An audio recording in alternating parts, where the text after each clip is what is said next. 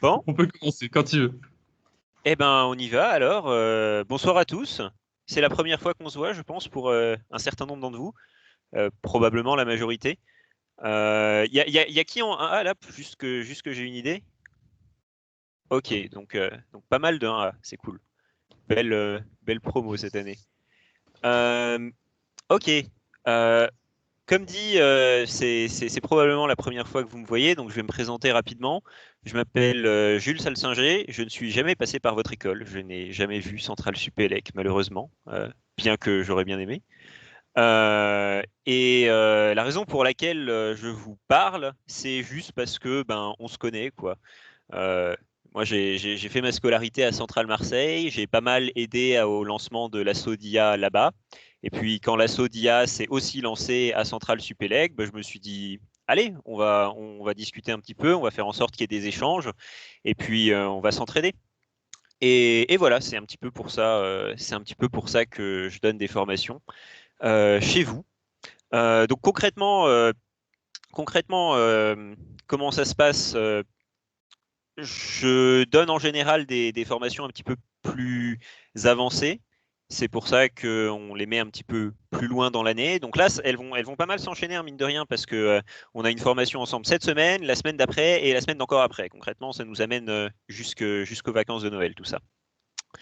Et cette fois-ci, on va parler de CNN, donc de réseau de neurones convolutifs. Vous avez déjà parlé de CNN, normalement, si tout se passe bien. Sinon, on y est pour à peu près 4 heures ce soir.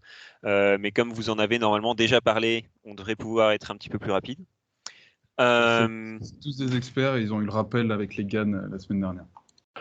c'est absolument fantastique, ça. Et vu que c'est tous des experts, mais que je sais que maintenant vous avez eu un petit déplacement, on va dire, au fil des années, d'un début très théorique, parce que c'était Mathis qui faisait les formations, quoi, euh, à maintenant des formations qui sont plus axées sur la pratique et avec des TP notamment et ce genre de choses. Ce qui est très bien, c'est une très bonne chose.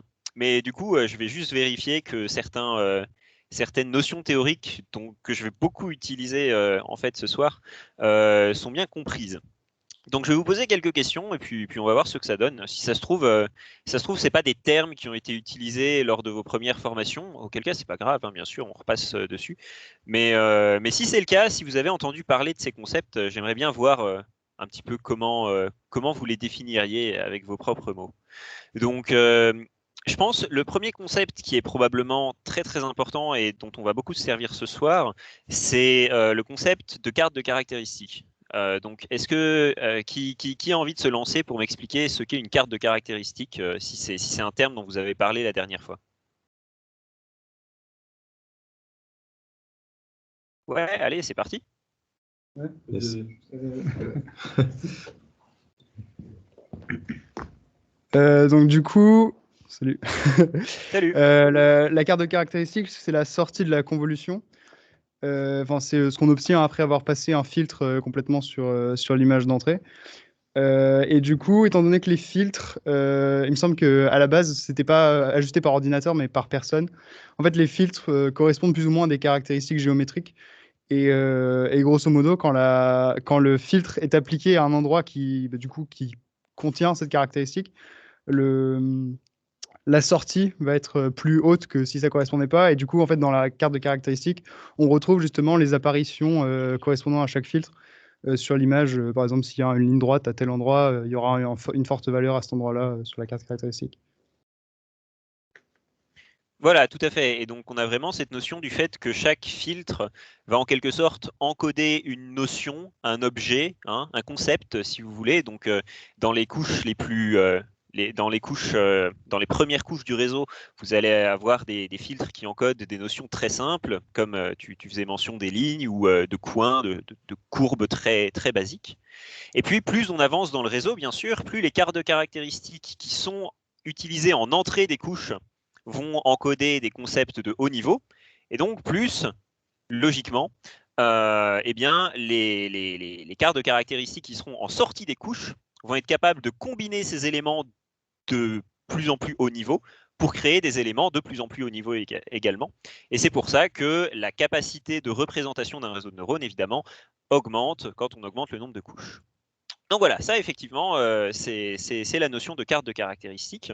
Et très lié à cette notion de carte de caractéristiques, une autre notion qui va être très importante ce soir, c'est la notion de champ de perception.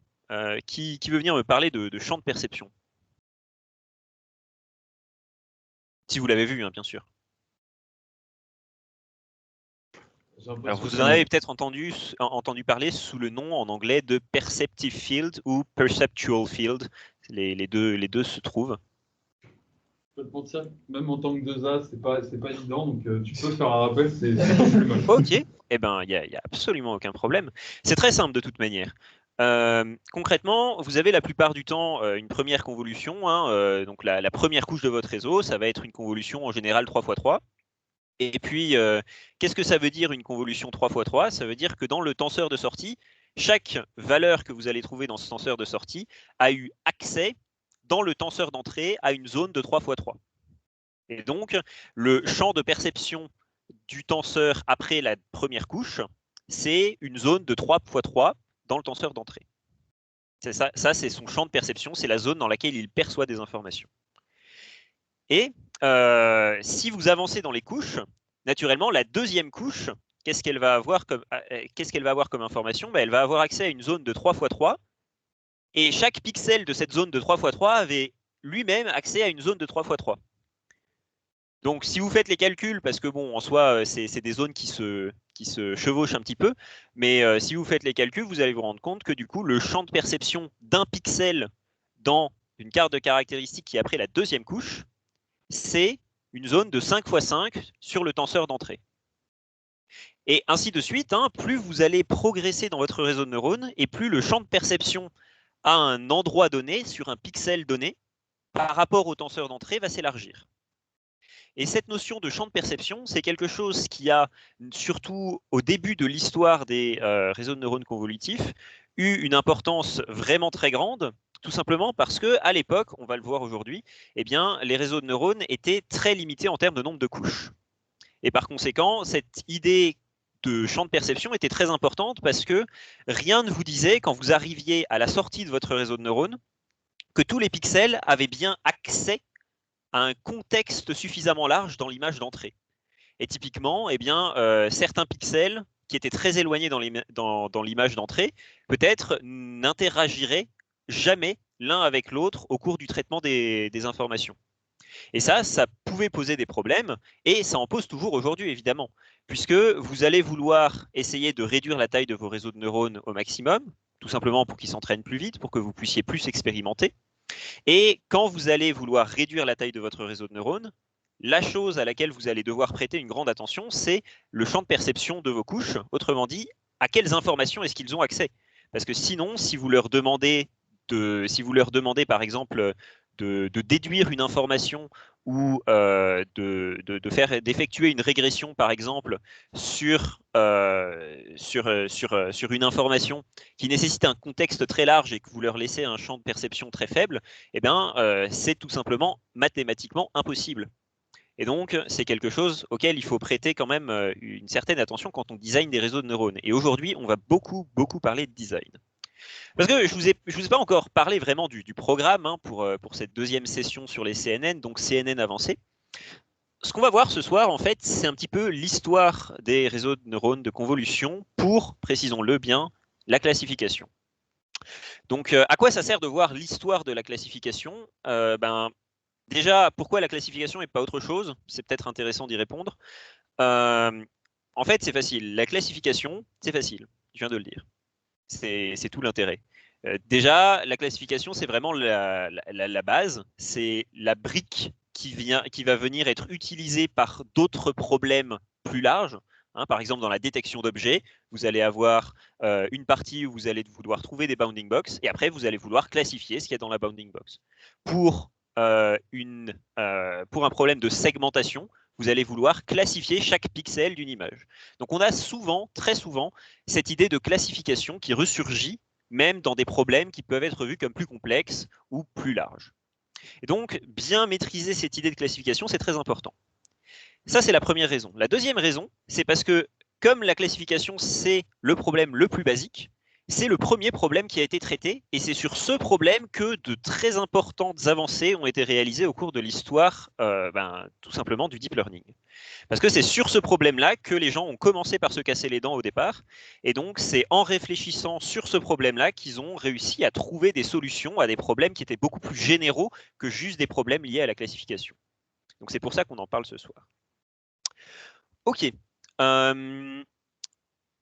Je pense qu'avec ça, on est tout bon. On va pouvoir partir. Donc, est-ce qu'il y a des questions jusque-là ou est-ce qu'on lance du coup? En termes de questions, ça a l'air d'aller, donc tu peux y aller. Ok, eh ben, c'est parti. Je vais vous couper la caméra, je vais vous lancer le partage d'écran et go après. Hein. Alors, voilà. Est-ce que vous avez ma slide? On a ta slide et si tu veux, tu peux même tenter de mettre ta caméra. Ok, on va tenter. Comme tu N'hésitez sens, pas en à me fait. dire s'il y a des problèmes de connexion à un moment donné et on verra ce que ça donnera. Pour le moment, ta caméra ne marche pas, mais ok, c'est bon. Ouais. C'est bon? On est bon? On a tes slides, on a ta caméra, on a notre caméra, tout est parfait. Ok, Donc, eh ben, c'est parti. Alors, on y va. Donc ici, vous avez la première slide. Et là, à partir de la première slide, ce que je vais faire, c'est que je vais prendre mon menu et je vais aller à la slide numéro 10. Parce qu'en fait, les slides 1 à 10, c'est la première partie. Et la première partie, vous l'avez déjà eue. Donc voilà, là, il y avait un petit intermède qui était censé permettre aux gens de relâcher un petit peu. Parce que si je fais la totale, ça dure à peu près 3 heures, un truc comme ça. Donc un petit intermède, ça faisait du bien. Et on va commencer par parler d'un réseau de neurones très important, non seulement historiquement, mais toujours aujourd'hui aussi, qui s'appelle VGGNet. Alors VGGNet, me demandez pas ce que ça veut dire VGG, j'en ai aucune idée, il y a peut-être quelqu'un qui sait dans la salle. À vrai dire, on s'en fout un peu. C'est un réseau de neurones qui a été donc inventé en 2014 par une équipe de l'université d'Oxford. Et VGGNet, c'est un petit peu le successeur direct à un autre réseau qui est connu pour avoir été le premier en quelque sorte, sauf si vous comptez le net de Yann Lequin ou des machins comme ça. Donc ce tout premier réseau, cette espèce d'ancêtre commun, c'est AlexNet. Donc ce VGGNet, pourquoi est-ce qu'on commence par là? Déjà parce qu'il a une certaine particularité, c'est-à-dire que malgré son âge, ça fait partie des très rares innovations en machine learning qui sont toujours utilisées aujourd'hui. Alors que bon, en machine learning, honnêtement, la plupart des trucs de 2019, ils commencent déjà à se faire vieux. Hein. Donc 2014, c'est dire. Et aussi, ça va me permettre un petit peu de formaliser une certaine structure que vont avoir en commun la plupart des réseaux de neurones qui effectuent de la classification. Et on va tout simplement étudier cette structure-là et après voir les petits éléments qui changent dans la structure quand on va s'intéresser aux réseaux de neurones qui ont vu le jour par la suite. Donc, comme d'habitude, hein, un réseau de neurones convolutif, on commence par une image. Et ici, mon image, on va dire qu'elle a 224 par 224 par 3, tout simplement parce que 224 par 224, c'est la résolution de ImageNet. Donc, peut-être deux mots rapides sur ImageNet, hein, c'était la grosse compétition à l'époque. Aujourd'hui, tout le monde s'en fout parce qu'elle est résolue depuis bien longtemps. À vrai dire, les gens continuent encore de donner leurs résultats sur ImageNet à chaque fois qu'ils sortent un nouveau classifieur, mais je vais être tout à fait honnête, ça n'est plus très pertinent. Quoi qu'il en soit, voilà, ImageNet, c'est probablement l'une des raisons principales pour lesquelles la plupart des réseaux de neurones qu'on trouve, leur entrée, c'est 224 par 224, ce qui a priori, pourquoi 224, on ne sait pas. Mais voilà, c'est l'une des raisons principales. Donc ImageNet, c'était à l'époque un gros morceau, hein, c'était plutôt galère. Pourquoi? Parce qu'il y avait 1 million d'images qui étaient réparties dans 1000 classes. Donc je ne sais pas si vous vous représentez 1000 classes, mais ça veut dire qu'il y a 1000 types d'objets différents concrètement. Et si je vous demandais de nommer 1000 types d'objets, je pense que rapidement vous arriveriez à court, alors que bon, instinctivement, on aurait tendance à dire qu'il y a plus que 1000 objets. Mais je peux vous dire que pour trouver 1000 objets différents, il faut rentrer dans les détails déjà. Donc il y a des trucs du style différentes races d'animaux au sein, par exemple, d'une catégorie générale chien. Donc il y a des races de chiens différentes, etc. Ça va plutôt précis. Donc bref, tout ça pour dire, à l'époque, c'était plutôt galère. Donc on commence par cette image, puis après, tout simplement, on va mettre des couches de convolution, hein, c'est pour ça qu'on est là. Donc je vais vous montrer comment je représente une couche de convolution et de quelles informations on a besoin pour la formaliser ici. Donc par exemple, ici, la couche 1 dans VGGNet, elle a 64 filtres, voilà. Donc 64 filtres, ça veut dire qu'elle nous sort en sortie un tenseur qui a 64 canaux. Et elle va utiliser des convolutions 3 par 3 avec du padding. Hein, on voit que la sortie a la même dimension que l'entrée en termes de résolution. Un stride de 1, logique, sinon on n'aurait pas la même résolution. Et en activation, on va utiliser des relus. Alors, pas de normalisation. À l'époque, c'était pas trop à la mode. C'est bien dommage d'ailleurs. Mais voilà, c'est à ça que ça ressemblait. Donc voilà, est-ce que là j'ai perdu personne? Tout le monde se représente bien ce que c'est qu'une relue? Vous en avez déjà parlé d'ailleurs des relus, je demande au passage. Alors, j'ai pas l'impression qu'il y ait de questions, il n'y a personne qui pleure. Et on a parlé des radios. Ouais. Ça a été présenté au moins dans un DTP. Ouais. Ok, fantastique. Du coup, je pourrais vous poser la petite question qui va bien à la fin de cette slide de pourquoi est-ce qu'on utilise des relus. Mais pour l'instant, ne vous agressons pas trop vite. Avançons un petit peu vers la suite du réseau. Donc voilà, première couche, 64 filtres, 3 par 3, facile. On obtient du 224 par 224 par 64. Après, on va en mettre une deuxième pour faire bonne mesure. La même, stride de 1, 3 par 3, 64 filtres. Donc, en toute logique, ce qui sort de cette deuxième couche C2, eh bien, c'est un tenseur qui fait exactement la même dimension qu'ici. Je ne le représente pas à chaque fois parce que bon, ça commence à faire beaucoup et j'ai pas toute la vie. La slide, elle commence à se faire courte. Et ensuite, on va faire un module dit de max pooling. Donc une couche de max pooling, ça ressemble à quoi? Je vais le préciser parce que je ne suis pas absolument certain que ce soit clair dans la tête de tout le monde. Donc le max pooling, c'est aussi une opération de convolution. Donc ça ressemble assez à une couche de convolution finalement. Sauf que ça ne va pas utiliser de paramètres parce que l'opération qui est effectuée par le filtre, une fois qu'il est superposé à une partie de la carte de caractéristiques d'entrée, c'est tout simplement la fonction max.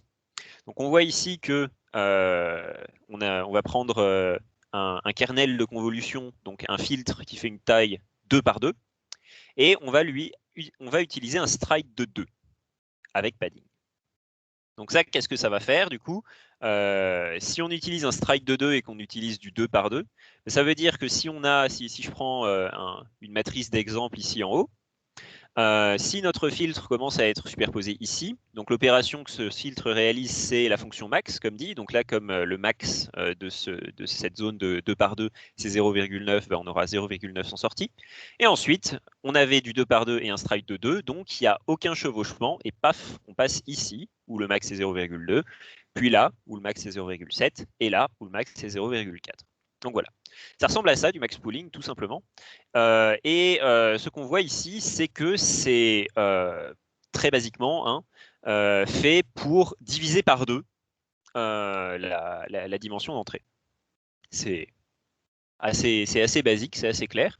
Donc là, on va passer du 224 par 224 par 64 à du 112 par 112 par 64.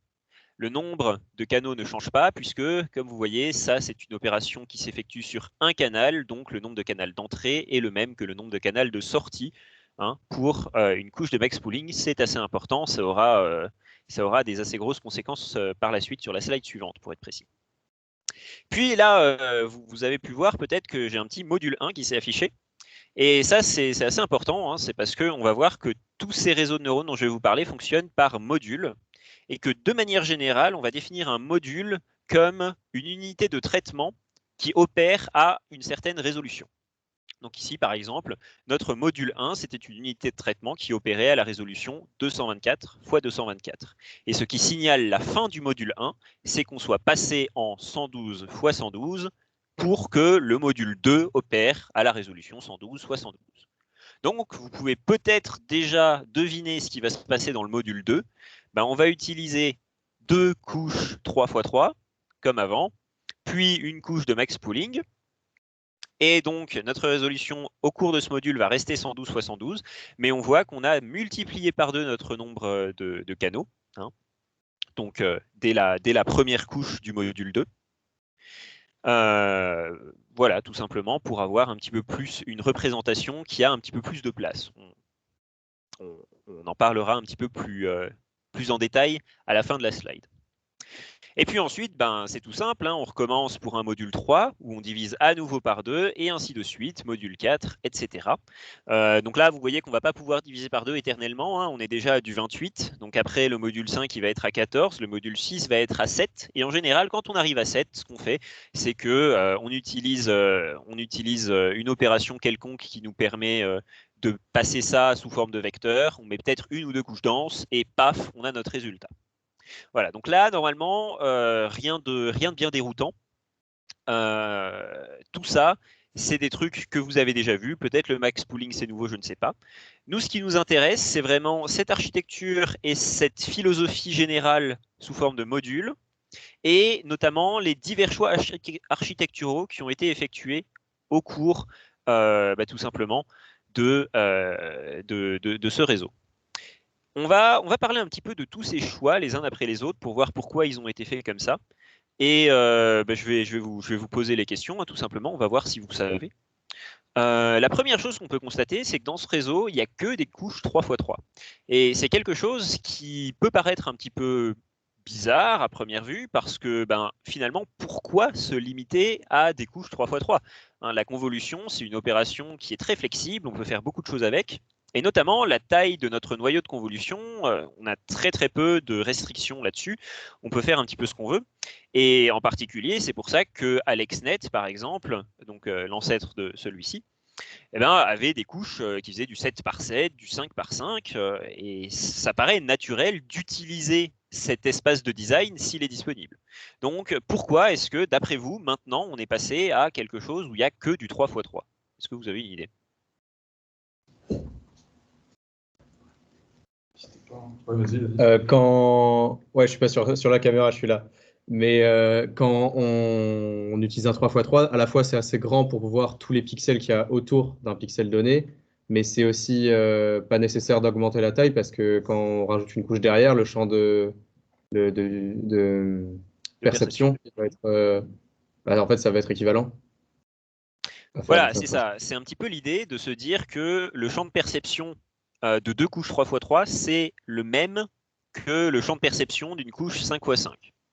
C'est un petit peu l'idée. Et donc, par extension, hein, si vous rajoutez plus de couches, vous allez pouvoir obtenir le même champ de perception qu'une unique couche qui utilise un filtre plus grand, tout simplement. Ça va un petit peu plus loin en réalité. C'est basé sur le calcul très simple que la taille d'une couche 5x5, c'est 5 x 5, c'est-à-dire 25, fois le nombre de filtres, fois le nombre de canaux d'entrée. Donc c'est en gros K fois 5 x 5, donc K fois 25. Et la taille d'une couche 3x3, c'est 9 fois K. Sachant que vous en mettez deux, mais vos deux couches, finalement, ça va être 2 x 9, donc 18. Et 18, c'est plus petit que 25.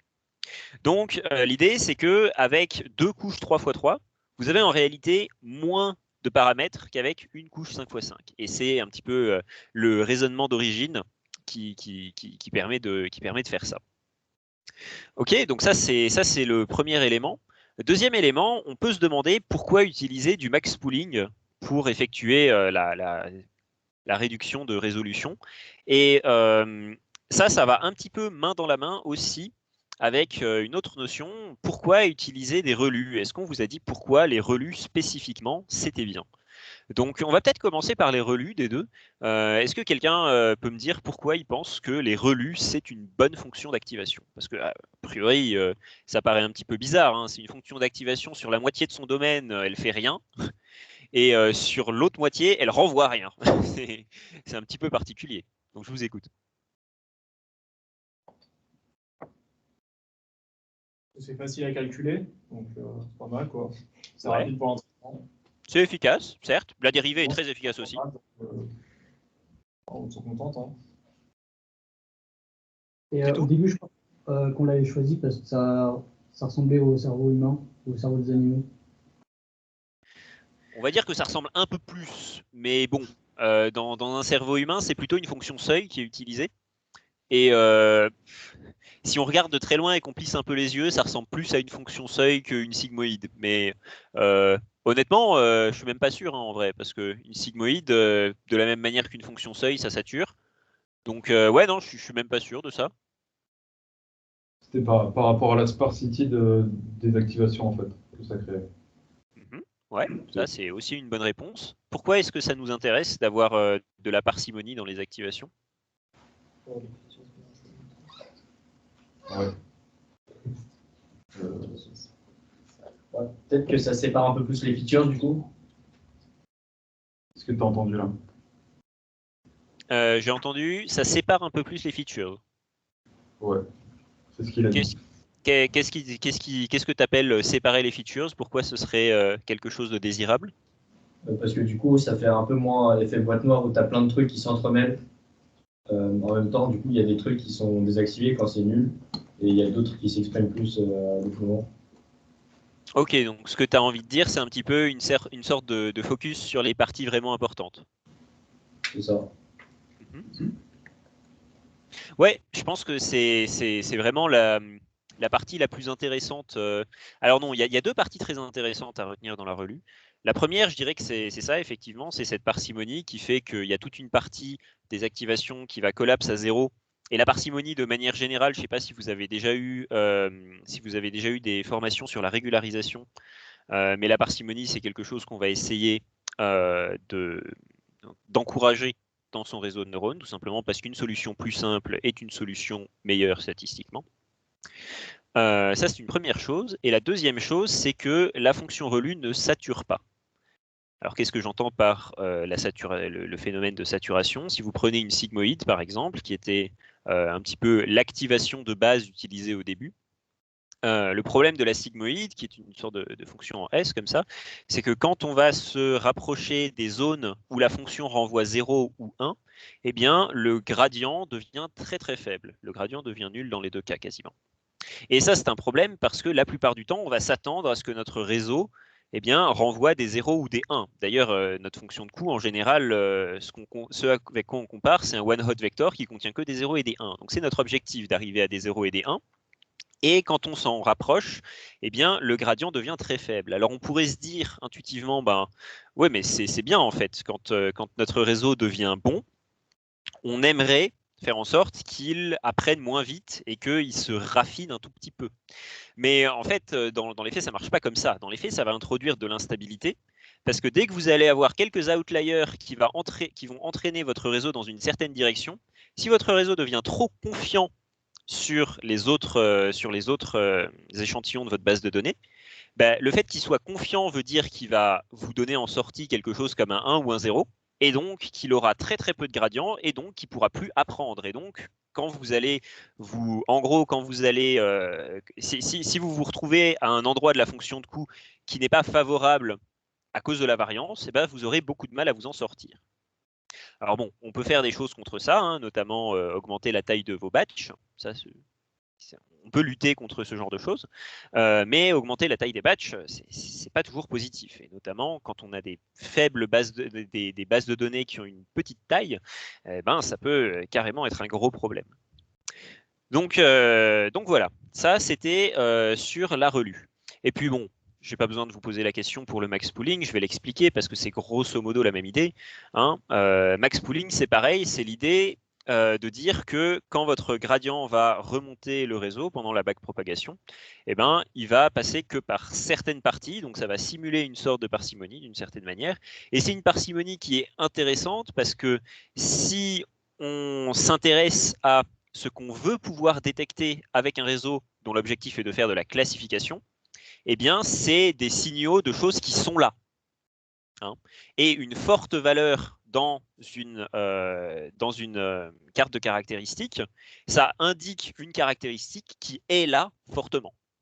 Donc, c'est ça qu'on veut détecter. On veut détecter quand il y a quelque chose qui nous intéresse sur l'image. C'est pour ça que ce max a un intérêt ici. On fait le focus sur les caractéristiques qui sont présentes. Ok, mais tout ça, ça présuppose quelque chose quand même. Et c'est quelque chose qui va nous être, encore une fois, utile par la suite et qu'il est utile de garder en tête quand on fait de la computer vision, donc de la vision assistée par ordinateur. Ça présuppose que notre signal, eh bien, on ne perd pas trop d'informations en augmentant la parcimonie. Et ça, c'est quelque chose qui est justifié par une présupposition, hein, qu'on appelle en anglais, c'est comme ça qu'on la voit le plus souvent écrite, la manifold assumption, donc la présupposition de la variété. Alors, je ne sais pas si vous avez déjà parlé en cours de la notion de manifold, j'en suis pas sûr, mais concrètement, ça n'a rien de bien compliqué, hein. Donc, une variété ou une manifold en anglais, qu'est-ce que c'est? C'est tout simplement une partie de l'espace, hein, qui va avoir une topologie similaire à un espace de dimension inférieure, mais qui vit dans un espace de dimension supérieure. Alors, là, comme ça, si vous en avez jamais entendu parler et que je vous dis ça, peut-être que peut-être que c'est un petit peu violent. Mais concrètement, c'est très simple, hein. Si vous prenez une nappe, par exemple, et que vous froissez une nappe, eh ben, la nappe, c'est un objet en 2 dimensions, mais vous pouvez la froisser en 3 dimensions parce que cet objet en 2 dimensions vit dans un espace en 3 dimensions. Ok. Donc, qu'est-ce que ça a à voir avec nos images, tout ça? Ben, vous vous doutez bien que l'espace dans lequel vivent les images, hein, donc l'espace des images, c'est l'espace de tous les vecteurs de dimension 224 x 224 x 3. C'est un espace qui est énorme, hein. R puissance 224 x 224 x 3, c'est beaucoup. Mais tous les tenseurs de dimension 224 par 224 par 3 ne sont pas des images réalistes. La plupart, c'est juste des bouillies de pixels. Et les bouillies de pixels, a priori, on a raison de croire qu'elles ne feront jamais leur chemin jusqu'à nos bases de données. Donc, ça veut dire qu'il n'y a en fait qu'une toute petite partie de cet espace énorme qui est habité par les données qui nous concernent. Et on va en général présupposer, hein, c'est pour ça qu'on parle de manifold assumption, on va présupposer que les images naturelles forment une variété, ou en anglais un manifold, de cet espace, et en l'occurrence que c'est une variété de dimension très très inférieure à cet espace. Donc c'est une présupposition qui est très courante dans le domaine de la vision assistée par ordinateur, et c'est ça qui nous permet de dire que effectivement on peut appliquer énormément de parcimonie dans nos réseaux sans risquer de perdre trop d'informations. Quand bien même on perdrait de l'information, hein, faut bien se rappeler, on fait de la classification ici. Donc ce qu'on aura en sortie de notre réseau, c'est juste une classe. Donc vous aurez perdu de l'information, c'est le but du réseau, hein. Mais dans les premières couches, on voudrait a priori ne pas perdre trop d'informations parce que les couches à la fin, elles veulent cette information. Et on est en droit de penser qu'on ne perd pas trop d'informations en appliquant de la parcimonie grâce à cette présupposition. Ok. Voilà, la dernière chose dont je peux toucher un mot très rapide, c'est le fait que d'un module sur l'autre, eh bien, à chaque fois, on constate qu'on divise la résolution par 2 et on multiplie par 2 le nombre de canaux. Donc bon, ça, encore une fois, c'est relativement facile, hein, la raison pour laquelle on fait ça. On divise la résolution par 2 parce qu'on veut progressivement se concentrer sur les gros objets de l'image, hein. Donc ça ne nous sert à rien de savoir que dans toute une énorme zone, eh bien, il n'y a que des pixels qui appartiennent à un ballon de foot, par exemple. On peut juste réduire la résolution et dire sur ce pixel correspond dans l'image d'entrée à une grosse zone qui est un ballon. Voilà, ça suffit. Pour une classification, en tout cas, ça suffit. Et simultanément, on va augmenter notre nombre de canaux. Et ça, c'est pas du tout anodin, hein, quand on y réfléchit. Le nombre de canaux, c'est le nombre de filtres, donc c'est le nombre de caractéristiques. Et les caractéristiques, comme on l'a dit, ça va être des objets. Chaque caractéristique est un objet dont on va quantifier la présence dans toute l'image. Donc, au début, on va avoir très peu d'objets, parce que c'est des objets très basiques, des lignes, on en a déjà parlé. Et puis, la couche numéro 2, elle va combiner ces lignes ensemble pour créer des objets plus gros. Et vous savez qu'une combinaison d'objets, a priori, c'est plus gros que les objets, parce qu'on peut les combiner de plein de manières différentes. Et donc, en toute logique, hein, ça ne paraît pas absurde qu'au fur et à mesure qu'on avance dans le réseau, eh bien, en combinant à chaque fois les objets qu'on avait avant, on doive supporter plus d'objets que précédemment, et donc plus on avance dans le réseau, et plus on va avoir besoin d'un grand nombre de canaux. Alors, augmenter le nombre de canaux va aussi faire exploser notre nombre de paramètres au fur et à mesure. Donc, la plupart du temps, quand on a des ressources computationnelles limitées, c'est-à-dire tout le temps, eh bien, on va devoir faire attention à pas que ça arrive dans les 2048, dans les 4096. Là, ça va commencer à devenir compliqué. Mais ça, c'est la philosophie générale. J'ai passé beaucoup de temps sur VGG, mais je pense que c'est très utile et très important parce que c'est un petit peu l'ancêtre commun. Et si vous avez vraiment compris tout ça, toute la suite va être très facile. Et d'ailleurs, si vous prenez quelques papiers scientifiques pour vous et que vous les lisez, vous aurez a priori assez peu de mal à comprendre ce qui se passe, tout simplement parce que tout se base sur cette architecture vraiment très simple. Avant qu'on passe à la suite, est-ce qu'il y a des questions sur VGGNet?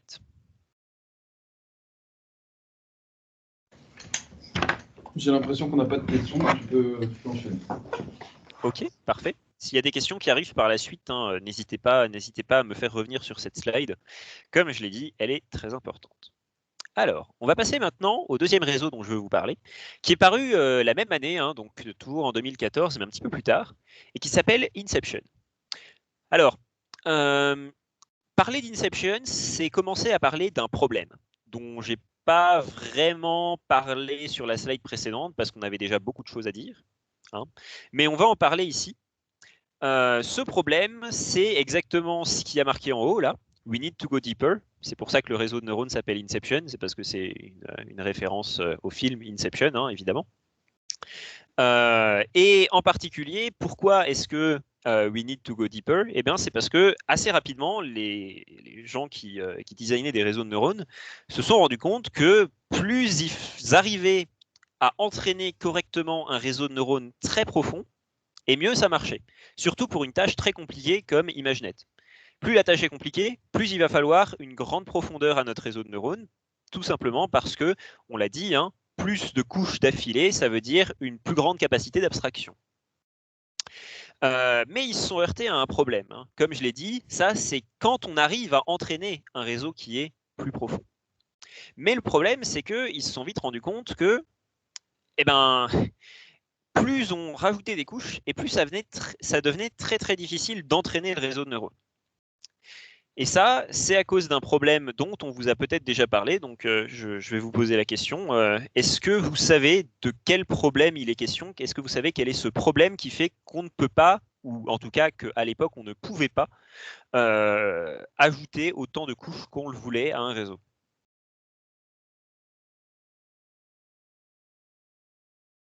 Ouais, c'est mieux. C'est l'overfitting, non?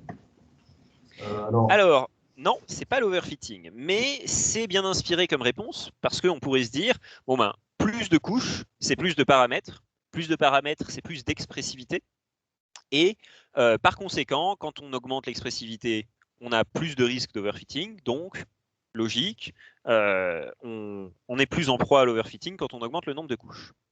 Cela dit, c'est pas tout à fait lié. Et c'est loin d'être le problème principal. Certes, il peut y avoir plus d'overfitting quand on augmente le nombre de couches, mais il y a un problème beaucoup plus important. Et puis surtout, rappelez-vous bien que l'overfitting, le fait de rajouter des couches, c'est pas la pire chose qui puisse arriver à votre overfitting.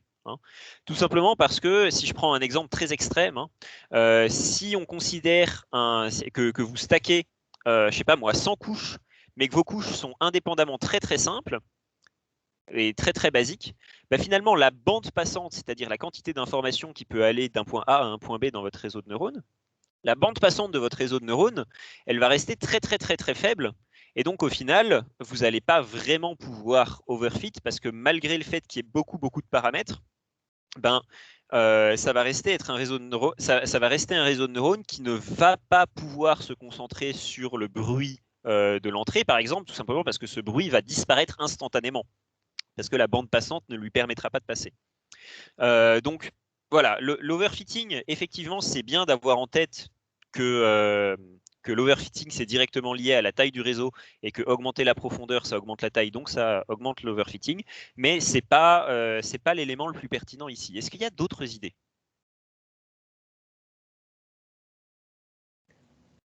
Chez les premières années, c'est. Les j'ai pas gradients. trop d'idées, mais Pour descendre de gradient. Les gradients qui disparaissent. les Voilà, premières- c'est ça. C'est le problème de la disparition de gradient. Ok, du coup, on va expliquer aux premières années ce que c'est que la disparition de gradient. Alors, le problème de la disparition de gradient, c'est qu'en fait, si vous ne faites rien pour l'empêcher, quand vous mettez trop de couches d'affilée, quand vous faites votre backpropagation, eh ben, vous rétropropagez votre gradient à partir de votre fonction de coût, hein, qui est là. Et au fur et à mesure qu'on traverse des couches, le signal qu'on propage vers le début du réseau va disparaître peu à peu et devenir finalement si fin, si inexistant, que ce sera très très compliqué d'entraîner les premières couches du réseau. Ça, c'est un problème, évidemment, puisque les premières couches du réseau, c'est celles qui fournissent des informations à la suite. Donc, a priori, on a tout lieu de croire qu'elles devraient être importantes. Et c'est pour ça que, pareil, si vous faites un VGG, si vous mettez trop de couches, si vous appuyez sur Train, vous allez voir que vous n'allez nulle part. Hein. Tout simplement, ça ne s'entraîne pas. Alors, on peut se demander un petit peu à quoi c'est dû, cette histoire de disparition du gradient. Et il y a de multiples réponses. Hein. Honnêtement, on pourrait y passer pas mal de temps. Je vais du coup en passer au moins un petit peu parce que je pense que c'est important, mais pas trop quand même. Je vais essayer en tout cas. Je ne sais pas si vous avez remarqué depuis qu'on a commencé à parler, mais j'aime bien les digressions, j'aime bien parler. Donc je vais essayer de ne pas en parler trop longtemps, on va dire. Donc quand vous rétropropagez un gradient, comment ça se fait? Vous utilisez la chain rule, hein, donc la règle de la chaîne pour faire passer votre gradient d'une couche à l'autre. Et la chain rule, concrètement, qu'est-ce que ça veut dire? Ça veut dire que pour calculer un gradient qui est ici, vous allez faire un produit de gradients là, etc. Et ça va vous donner le gradient ici. Et en fait, le problème, c'est que la plupart des opérations dans un réseau de neurones, on va constater que ce gradient par rapport à cette opération, ça va souvent se retrouver d'une manière ou d'une autre inférieur à 1, donc entre 0 et 1. Et du coup, le signal, hein, l'intensité du signal va au fur et à mesure se réduire. Parce que vous allez multiplier à chaque fois par un truc entre 0 et 1, et au bout d'un moment, ça disparaît. Alors à quoi c'est dû ça? C'est dû à plein de facteurs. Évidemment, si vous utilisez des sigmoïdes comme activation, comme on l'a dit, votre gradient il est très faible. Hein. Donc ça, faut pas s'étonner si vous avez un gradient qui disparaît quand on utilise des sigmoïdes. Alors quand vous allez utiliser des relus, vous allez avoir une partie du gradient qui va arriver dans cette zone qui est à 0 et une partie qui va arriver dans cette zone qui est à 1. Donc au total, vous allez avoir un petit peu de signal qui va se perdre. Un petit peu. Pareil, hein, max pooling, il n'y a qu'une partie du gradient qui peut passer. Le reste, le gradient est nul. Donc tout ça, c'est des trucs qui vont faire perdre un petit peu d'intensité à votre signal. Mais il n'y a pas que ça, malheureusement. Toutes les opérations qui vont faire intervenir des poids, toutes les opérations de multiplication qui vont faire intervenir des poids, donc concrètement, votre opération de convolution, hein, c'est juste une grosse multiplication et puis après on somme tout. En gros, quand vous allez rétropropager votre gradient à travers ça, ça va en gros vouloir dire que vous allez multiplier par les poids. Or, on a parlé de parcimonie auparavant, hein, mais on veut encourager la parcimonie dans notre réseau. Et ça, le plus souvent, ça va aussi impliquer de vouloir que nos poids soient assez faibles. Donc on va régulièrement se retrouver avec des poids entre 0 et 1. Vous allez voir ça dans plein de domaines du deep learning, notamment, vous avez parlé de GAN la semaine dernière, hein, dans les GAN, des régularisations qui sont très courantes vont encourager beaucoup de poids à être entre 0 et 1. Ça évite d'avoir des explosions quand vous faites la propagation dans le sens direct. Et donc, tout ça pour dire, vous voulez que vos poids soient faibles. Donc, ça veut aussi dire d'une certaine manière que vous voulez que votre gradient disparaisse. Et puis, évidemment, il y a la loss. La loss, vous avez vu quelques loss déjà qui sont utilisées. La loss la plus courante pour la classification, c'est la cross-entropie. La cross-entropie, il y a un log dedans, et la log, ça sature. Donc, voilà. Pour toutes ces raisons, à plein d'endroits, vous allez avoir que des dérivés qui vont vous donner un signal qui se disperse et qui disparaît. Donc, si je résume tout ça, il y a de la disparition de gradient, et donc quand on met trop de couches, c'est compliqué. Ok, on en est là, et on en revient à Inception. Le réseau Inception, ce qui se dit, c'est, ok, on ne peut pas mettre trop de couches, du coup, on va simuler plusieurs couches dans une seule couche. Et comme ça, on aura besoin de moins de couches au total. Voilà, c'est un petit peu l'idée générale de Inception. Alors, on va voir un petit peu comment ça se passe. Inception, comme tous les réseaux de neurones, et comme VGG en particulier, hein, en entrée, on a un truc qui fait m fois 3. Et puis, en sortie, on a quelque chose qui fait 1 fois 1 fois le nombre de classes. Donc, en l'occurrence, j'avais dit dans ImageNet, il y a 1000 classes. Donc, pourquoi pas 1 fois 1 fois 1000. Voilà. Et puis, entre les deux, on va mettre des modules. Et entre chaque module, on va diviser par deux la résolution. Hein, c'est ce qu'on appelle une opération de downsampling. Je vous donne les termes en anglais au fur et à mesure qu'on avance parce que vous avez besoin de les connaître. Hein. Si vous lisez de la littérature, si vous lisez n'importe quoi sur le deep learning, autrement dit, si vous voulez être un petit peu plus sérieux par la suite sur votre apprentissage du deep learning et vraiment rentrer dedans, vous allez avoir besoin de lire des papiers scientifiques et donc vous aurez besoin de connaître le vocabulaire technique en anglais. Donc c'est pour ça que je vous le donne un petit peu. Donc voilà, module, on downsample, module, on downsample, etc., etc. Et puis quand on arrive au dernier module, on met juste une couche dense et paf, c'est la sortie. Ça, c'est VGG plus ou moins. Sauf que nous, ce qu'on va faire, c'est qu'on a vu dans les modules, chez VGG, il y avait 2 blocs et chaque bloc, c'était juste une convolution. Donc il y avait en gros 2 convolutions dans un module. Et ce qu'on va voir ici, c'est qu'ils ont décidé de changer ce qu'est un bloc. Donc voyons ça. Hein. Si on regarde ce qu'il y a dans un bloc Inception, on a toujours une entrée. Hein, donc en entrée, on a un tenseur n par k. On va avoir une sortie. Pour l'instant, je vais l'écrire n par somme des k. Et vous allez voir pourquoi je l'ai écrit comme ça par la suite. Si on voulait faire donc une couche normale, hein, ce qu'on ferait, c'est qu'on prendrait notre tenseur, on l'envoie dans une convolution 3 x 3, hein, qui aurait, pourquoi pas, K3, hein, K3 filtres, et ça nous donne en sortie du n fois K3. Ok ? Ça, c'est ce qu'on aurait si on avait du VGG. Ben ici, l'idée, ça va être de dire, en parallèle, non seulement on va faire ça, mais on va prendre cette même entrée et on va aussi l'envoyer dans une convolution 1 x 1. On va prendre cette entrée, on va aussi l'envoyer dans une convolution 5 x 5. Et puis, bah, pour faire bonne mesure, comme on sait que après tout, ça marche bien, hein, le max pooling fonctionne, eh ben, on va aussi l'utiliser dans du max pooling. On va aussi l'envoyer dans du max pooling. Donc, on fait tout ça en parallèle. Et puis, quand on a fini avec tout ça, eh ben, on juxtapose tous nos tenseurs de sortie. Hein, donc, on les concatène comme ceci. Et ça va nous donner en sortie n fois K1 plus K3 plus K5 plus K. Hein, c'est ce que j'entendais par somme des K ici. Voilà. Ça, c'est une couche inception, mais c'est une couche inception qui ne fonctionne pas. Alors, d'après vous, pourquoi elle ne fonctionne pas, cette couche inception? Qu'est-ce qui ne va pas là-dedans? N'hésitez pas. Genre un problème au niveau du max pooling, au niveau des dimensions.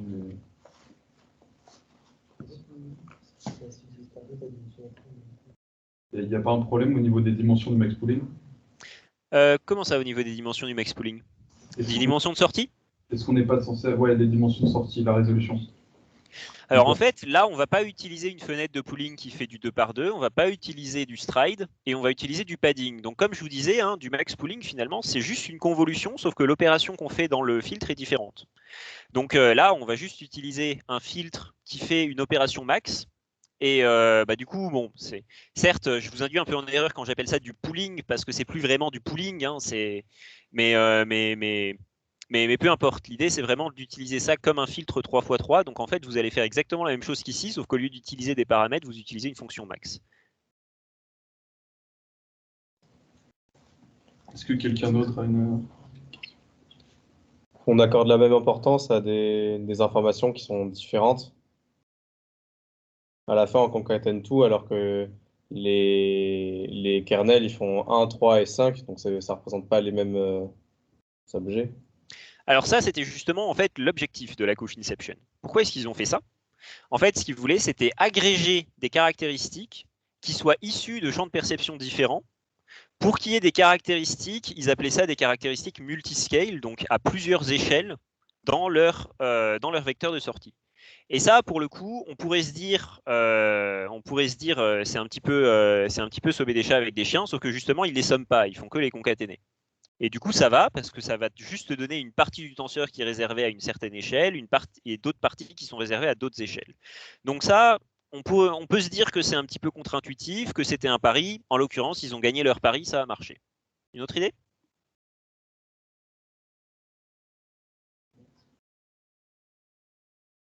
Ils n'ont pas résolu le problème du gradient. Ça résout pas le problème de gradient, dit Raphaël. Effectivement, ça ne résout pas le problème du gradient. Ça ne résout pas le problème du gradient directement, on va dire. Mais ça résout indirectement parce qu'ils vont pouvoir montrer qu'avec cette architecture, dont chaque couche est plus puissante, indépendamment les unes des autres, eh bien, ils ont besoin de moins de couches pour obtenir des meilleurs résultats. C'est un petit peu triché hein, d'une certaine manière, hein, quand on y réfléchit avec le recul. Bon, certes, ils ont juste mis plus de puissance de calcul dans une couche, du coup, ils ont besoin de moins de couches. Voilà, vous êtes malin. Mais du coup, effectivement, le problème de rétropropagation du gradient est toujours là, sauf qu'il est moins important parce qu'on a moins besoin de couches, finalement. Mais c'était un petit peu leur idée de départ. Non, vu que l'heure tourne, malheureusement, hein, j'aimerais bien pouvoir rester avec vous très très longtemps, mais je pense qu'il y en a peut-être certains d'entre vous qui veulent rentrer après 3 heures d'exposé, donc on va enchaîner. L'idée, c'est que le problème, c'est que chaque couche a en sortie au moins K canaux, quand K est le nombre de canaux d'entrée. Et c'est en fait K plus quelque chose. Et ce quelque chose, c'est tout ça. Et ce tout ça, ça doit être gros quand même, parce que le max, finalement, il ne va pas traiter tant d'informations que ça. Il va juste faire une sélection des informations qui sont utiles. Hein. Donc, finalement, c'est K1, K3 et K5, c'est ça qui fait vraiment la plus grosse partie du travail, la plus grosse partie du traitement. Donc on en a besoin qu'il soit relativement élevé. Mais même si on imagine que K1 plus K3 plus K5 c'est égal à K, ben on obtient quand même quelque chose qui double le nombre de canaux à chaque couche. Et ça, c'est pas possible. Hein. Si vous doublez votre nombre de canaux à chaque couche, votre truc il va exploser. Hein. Enfin, plutôt votre machine va vous renvoyer out of memory si vous essayez de lancer le truc. Et ça, c'est un problème. C'est un problème tout simplement parce que si vous voulez utiliser cette opération max là, ben, vous n'avez pas le choix. La sortie, ça doit être K parce que l'opération max, elle ne change pas le nombre de canaux. C'est comme ça qu'elle fonctionne. Et pour pallier à ça un petit peu, ce qu'ils ont introduit dans le papier de Inception, c'est ce qu'ils ont appelé la pointwise convolution. Et c'est devenu un outil extrêmement utile et extrêmement répandu en computer vision. Donc c'est presque exclusivement pour ça que je vous parle d'Inception. En fait, c'est pour vous parler de cette pointwise convolution. C'est en gros un outil qui permet de changer le nombre de canaux d'un tenseur de manière intelligente. Voilà. Et c'est quoi concrètement cet outil? C'est des convolutions 1 x 1. Voilà, je ne sais pas si vous vous attendiez à quelque chose d'impressionnant, mais en fait, c'est tout, c'est juste des convolutions 1 x 1. Parce qu'on l'a vu, hein, la convolution, ça a cela de très flexible qu'on choisit le nombre de canaux en sortie. Et une convolution 1 x 1, ben, ça présente l'avantage d'avoir très très peu d'empreintes sur votre nombre de paramètres, parce que du 1 x 1, ben, c'est pas beaucoup. Et en plus de ça, ça se calcule relativement vite. Et en plus de ça, eh ben, vous choisissez finalement ce que vous avez en sortie. Donc, si vous combinez tout ça, ça veut dire que vous pouvez, un petit peu partout dans votre réseau, introduire ce facteur de réduction R et utiliser des couches de 1 x 1 avec R filtre pour transformer intelligemment vos tenseurs n par k en tenseurs n par R et réduire la puissance de calcul nécessaire pour faire tourner votre réseau et aussi réduire très significativement le nombre de paramètres de votre réseau. C'est assez paradoxal quand on y est confronté la première fois parce qu'on rajoute des couches et ça réduit le nombre de paramètres. Mais quand on y pense, hein, le nombre de paramètres qu'il y a dans cette couche est très fortement dépendant du nombre de canaux d'entrée. Hein, puisque le nombre de paramètres, ça va être 5 x 5 fois K5 fois R ici. Et donc, le fait de pouvoir passer de K à un facteur de réduction R, c'est extrêmement puissant. Et donc, ça, ils ont plus ou moins montré qu'en utilisant ces petites couches de convolution 1x1, c'était plutôt léger à introduire dans l'architecture et ça fonctionnait très bien. Et c'est resté. Hein. Je peux vous dire que encore aujourd'hui, si vous avez besoin, pour une raison ou pour une autre, de changer votre nombre de canaux, une petite pointwise convolution et on n'en parle plus et la plupart du temps, ça marche très bien. Voilà. Donc ça, encore une fois, c'est intéressant de se demander ce que nous apprend l'histoire et ce que nous apprend l'histoire de Inception. Finalement, c'est pas cette espèce de couche un petit peu bizarre là, parce que au final, ça n'a jamais vraiment pris. C'est cette pointwise convolution qu'ils ont introduite et qui, elle a eu énormément de succès. Ceci dit, je vous dis que ça n'a pas ultra bien marché et que ça n'a pas eu un grand succès, cette couche, mais en fait, ils sont passés à ça, mais vraiment à ça, de la révolution. Parce que le réseau que je vais vous présenter sur la slide suivante, c'est probablement l'un des papiers les plus cités de toute la recherche en deep learning, probablement l'une des inventions les plus révolutionnaires de toute l'histoire du deep learning, et pour autant, c'est extrêmement simple. Mais je peux vous dire que maintenant, c'est nécessaire et utilisé absolument partout. Et honnêtement, avec leur truc de processing en parallèle, là, ils étaient vraiment pas loin. Hein. Mais bon, ils n'ont pas réussi à trouver, et c'est 1 an plus tard qu'on a eu, s'il vous plaît, merci, voilà. C'est 1 an plus tard qu'on a eu le réseau ResNet. ResNet, vous en avez peut-être entendu parler, c'est un monstre, hein. Littéralement, hein, puisque c'est le premier réseau de neurones qui a dépassé les 100 couches. À l'époque, c'était fou, 100 couches. Maintenant, quand on parle de milliards de paramètres, on dit oui, milliards de paramètres, ça c'était l'année dernière. Hein. Maintenant, on est à du 500 milliards au moins. Mais non, à l'époque, 100 couches, c'était complètement fou.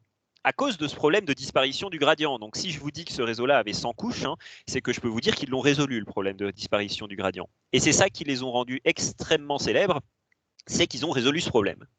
Pas genre juste un peu résolu comme ça, non, résolu.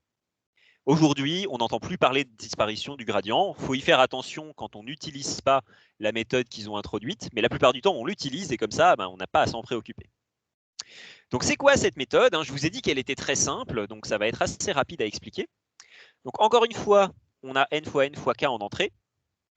Ce coup-ci, en sortie, je vais vous dire qu'on a aussi n fois k. Alors c'est pas anodin, hein, ça va être très important ici qu'on ait le même nombre de canaux en sortie. D'habitude, une couche convolutive, ça a cette flexibilité supplémentaire de pouvoir choisir le nombre de canaux de sortie.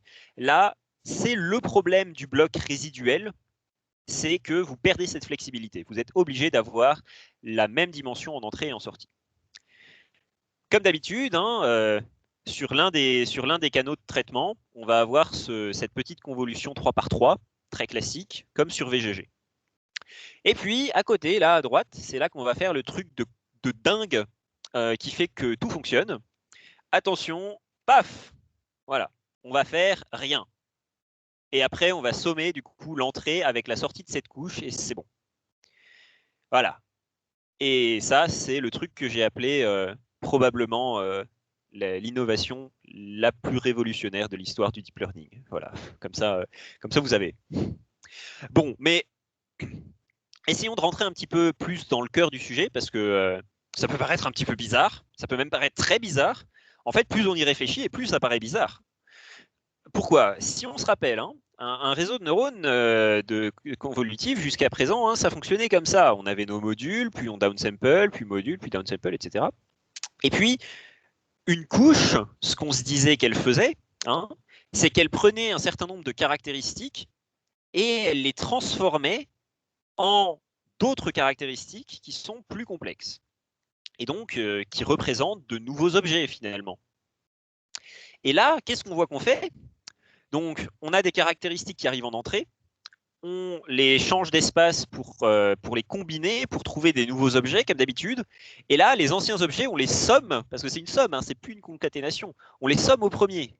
Je sais pas à vous, mais moi, la première fois que j'ai vu ça, je me suis dit, mais ça n'a aucun sens, en fait. C'est là, pour le coup, on est vraiment dans le fait de sommer des chats avec des chiens, comme ce qu'on a vu avant. Et donc, ce que ça nous dit, hein, parce que bon, ça marche, je vous l'ai dit, ça fonctionne. Et il n'y a pas 36 possibilités. Si ça marche, c'est qu'il faut changer de manière de se représenter la façon dont une couche de convolution fonctionne. Parce que bon, il faut bien se dire que cette idée de carte de caractéristiques, cette idée de caractéristiques en entrée, en sortie, tout ça, on ne sait pas ce qui se passe dans le réseau de neurones. C'est juste une manière de penser à la chose, c'est une interprétation que l'on se donne pour essayer de comprendre la manière dont l'information parcourt le réseau. Donc ce qu'on voit, c'est que ici, notre intuition, si ça fonctionne, notre intuition n'est plus adaptée. Il faut changer notre manière de penser la transmission des informations pour comprendre pourquoi ça fonctionne aussi. Donc pour voir un petit peu comment est-ce qu'on peut changer notre paradigme de pensée, on va voir quelle est la structure du ResNet. Donc la structure du ResNet, c'est en fait exactement comme avant. On va avoir des modules, puis des downsamples, puis des modules, et dans les modules, on va avoir des blocs. Alors, voilà, je vous affiche le tout. Donc là, je vous ai représenté un module. OK? Donc à la fin du module, on downsample et on recommence. Dans le module, comme pour VGG, on a deux couches. Sauf que nos deux couches, hein, on a vu, on a ces espèces de liaisons entre l'entrée et la sortie, et j'ai choisi de représenter ça comme ça. Donc la sortie ici, ce qu'il y a là, c'est là, hein, comme ceci. Et ce qu'on fait, du coup, c'est qu'on prend l'entrée, on l'envoie dans la couche et on somme. Et ce qu'on voit, c'est que déjà, il y a une espèce d'autoroute d'information quand on représente, le réseau comme ça, qui va de la sortie à l'entrée, en passant par plus ou moins exclusivement des couches de downsample, des petits plus et le passage dans l'espace résiduel. Et ça, si on y pense, en fait, c'est exactement la raison pour laquelle ça résout le problème de disparition du gradient. Pourquoi? Tout simplement parce que si vous y réfléchissez, le gradient d'une somme, c'est la somme des gradients. Du coup, il n'y a pas de perte de gradient quand on passe par la somme, là. Hein, il n'y a aucune perte. Et donc, les seules opérations par lesquelles on fait passer du gradient, les seules opérations qui vont potentiellement diminuer notre gradient, c'est notre downsample et cette couche-là dont je n'ai pas encore parlé.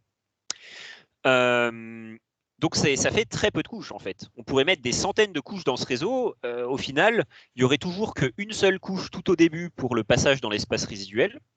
Ça, après, c'est les modules. Et puis après, on passerait que par des downsamples.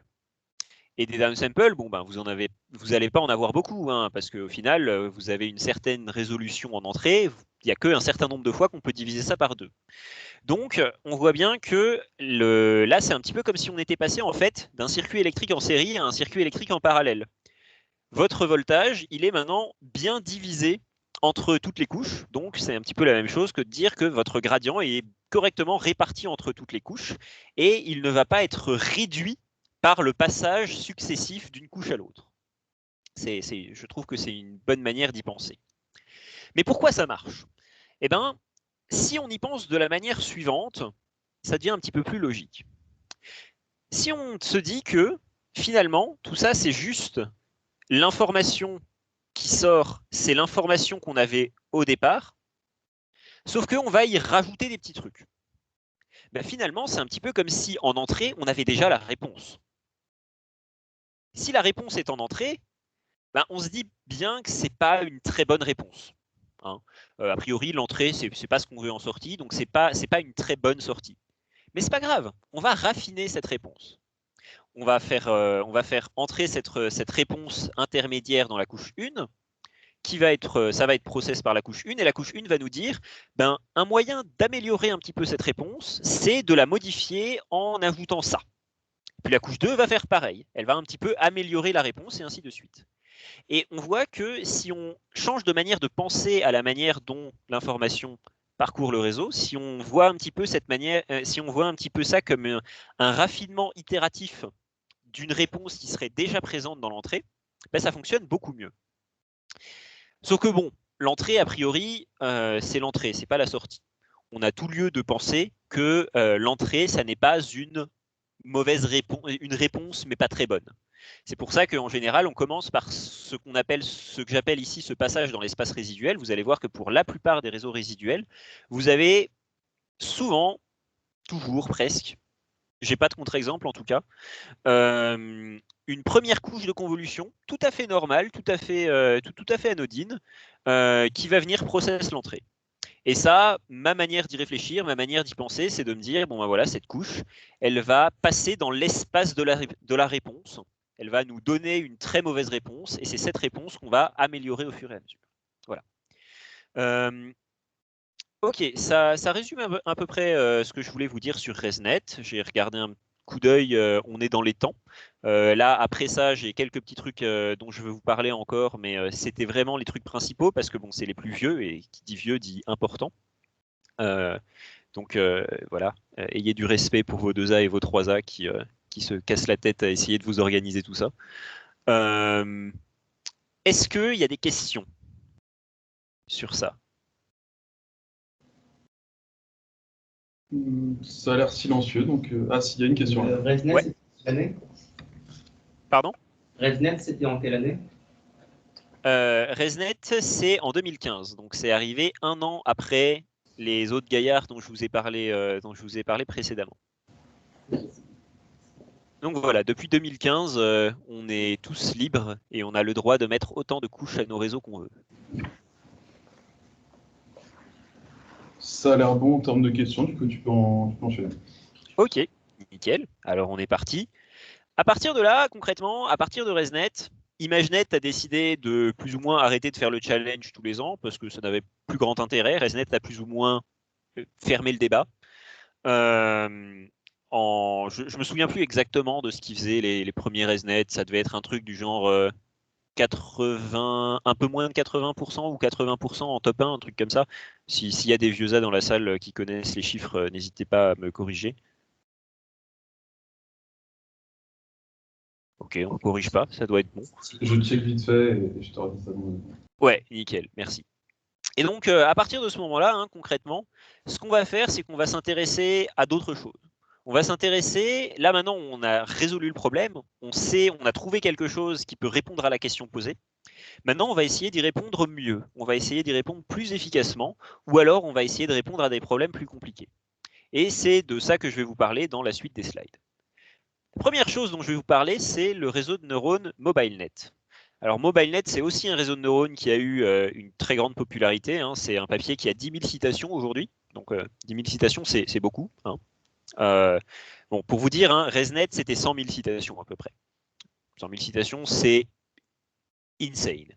C'est complètement débile à quel point c'est gros. Mais voilà, 10 000 citations, c'est vraiment gros aussi.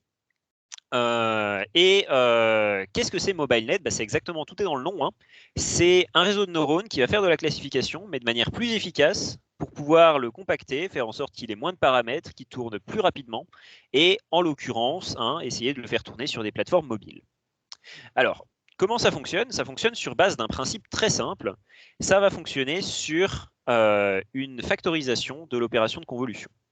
Ok, c'est dit. Maintenant, on rentre dans le détail. En entrée d'une couche, en général, vous allez avoir un tenseur, hein, on en a déjà parlé, hauteur par largeur par nombre de canaux, classique. Et sur ce tenseur, eh bien, on va tout simplement faire se balader un fil de convolution qui ressemble à ça. Hein. Un fil de convolution, comme vous le savez, c'est en 3 dimensions. Donc ça, c'est un seul filtre. Ça, c'est une convolution, on va dire, classique, la convolution normale telle que vous l'avez toujours utilisée. Un seul filtre, comme vous le savez, ça donne un seul canal en sortie, parce que votre nombre de filtres, c'est votre nombre de canaux. Donc, en faisant se balader ce filtre en 3D sur une couche, on obtient une carte de caractéristiques. Dans MobileNet, on ne va pas utiliser cette convolution. On va utiliser un autre type de convolution qu'on va appeler une convolution par la profondeur. Je ne sais pas comment ça se traduit en français. Honnêtement, je pense que ça ne se traduit pas en français, donc je vais utiliser le mot anglais et c'est ce que j'utiliserai par la suite. La depth-wise convolution. Alors, apparemment, je ne l'ai pas écrit là. Tant pis. Ce sera écrit plus tard. Peu importe. Qu'est-ce qu'elle fait, cette nouvelle convolution, cette depth-wise convolution? Eh bien, elle va appliquer des filtres en 2 dimensions seulement, et elle va appliquer chaque filtre à un canal du tenseur d'entrée. Donc, si on imagine un tenseur d'entrée qui posséderait que 3 canaux, donc ce serait le cas de la première couche par exemple, hein, 3 canaux, ça veut dire qu'on doit avoir 3 filtres, parce qu'il faut un filtre par canal, et chacun de ces 3 filtres serait en 2 dimensions. Un filtre, comme vous le savez, ça donne une carte de caractéristiques. Donc, en sortie de ce truc-là, on obtient 3 cartes de caractéristiques qui, chacune, sont le résultat de la convolution de l'un des filtres en 2 dimensions sur le canal correspondant du tenseur d'entrée. Ça, c'est donc la depthwise convolution. Mais bon, là, vous allez me dire, en gros, je me fous un peu de votre gueule, quoi, concrètement. Parce que tout ce que j'ai fait là, c'est que j'ai appliqué en fait la convolution classique, sauf que j'ai pris un seul filtre et au lieu de sommer tous les résultats, bah, j'ai gardé tous les résultats et voilà, c'est tout. Donc finalement là, j'ai un peu rien fait. J'ai apporté très peu d'innovation avec ce truc-là. Qu'est-ce qui fait que ça va marcher? Parce qu'on se doute bien que l'expressivité de cette couche-là, eh ben, elle n'est pas ouf. Hein. Et ce qui est bien justement avec la couche de convolution classique, c'est qu'elle a une très forte expressivité, comme on l'a vu avec tous les réseaux de neurones qui ont précédé MobileNet. Donc, il manque quelque chose. La première chose qui manque, c'est que déjà, on est bloqué sur le nombre de cartes de caractéristiques qui sortent. Hein. Clairement, si on devait rester tout le long de notre réseau de 3 cartes de caractéristiques en entrée à 3 cartes de caractéristiques en sortie, je peux vous dire qu'on n'est pas sorti, hein, parce que 3 cartes de caractéristiques, ça n'encode pas 1000 classes. Vous pouvez tourner ça comme vous voulez, ça ne va pas marcher. Et en plus de ça, ben, on a le problème que là, il n'y a plus de corrélation qui est faite, d'interaction qui est apportée entre les différents canaux. Donc, ce qui est dans le canal rouge, ben, ça va rester dans le canal rouge ad vitam aeternam. Donc, il nous faut 2 choses. Il nous faut un moyen de mettre en relation ces différentes couches, ou plutôt ces différents canaux. Hein. Je ne vais pas utiliser le mot couche parce que sinon ça porte à confusion, c'est dommage. Donc, il nous faut un moyen de mettre en relation ces différents canaux, première chose. Et deuxième chose, il nous faut un moyen de changer le nombre de cartes de caractéristiques. Eh ben, la réponse est exactement dans ce que je viens de dire.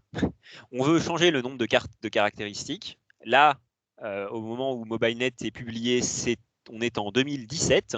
En 2017, ça fait déjà 3 ans qu'on a vu Inception, donc les gens le savent. Quand on veut changer le nombre de cartes de caractéristiques à faible coût, on utilise une pointwise convolution. Voilà. La pointwise convolution, hein, je rappelle, c'est cette fameuse couche qu'on avait découvert pour Inception, qui est tout simplement une couche de convolution classique, sauf que le noyau de convolution, hein, la taille du filtre finalement, c'est du 1 par 1. Donc si je reprends 3 cartes de caractéristiques qui sont sorties de la depthwise convolution ici, on va juste y appliquer un fil de convolution classique. Hein, je le représente par ce solide alors qu'avant je représentais par des carrés, pour bien voir la différence. Et ça, du coup, c'est à nouveau un filtre en 3D. Donc on va pouvoir utiliser autant de filtres qu'on veut pour générer autant de cartes de caractéristiques que l'on veut. Hein, on fait ça fois k par exemple, et on obtient bien en sortie hauteur fois largeur fois k. Donc si on combine depthwise plus pointwise, on se retrouve bien avec la même flexibilité qu'avait la convolution, de conserver la résolution et de changer comme on veut le nombre de canaux. Donc si on regarde le résultat, hein, si on regarde ce que ça donne dans tout le réseau, du coup, ben, on va toujours avoir une approche modulaire. Dans chacun des modules, on va toujours avoir des blocs. Par exemple, pourquoi pas 2.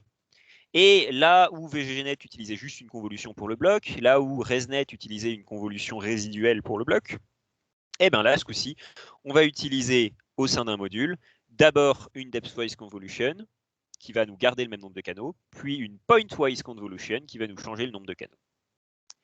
Et comme je vous l'avais dit, hein, si on s'intéresse à ce qu'on a fait ici, hein, si on regarde, au final, on a divisé en 2 l'opération faite par la convolution. On a dit, plutôt que de tout faire interagir partout en même temps, tout le temps, on va d'abord faire une opération qui n'agit que sur un canal, et après, on va mettre les canaux en relation. C'est pour ça que je parlais d'une factorisation de l'opération de convolution. Hein. On a changé une convolution en 2 opérations qui agissent chacune sur une partie des dimensions, et après, on les a composées. Ça, on peut se demander si ça fonctionne. Hein. En réalité, vous ne vous posez peut-être pas la question, parce que bon, c'est un papier qui a eu du succès, donc clairement, ça a marché. Hein.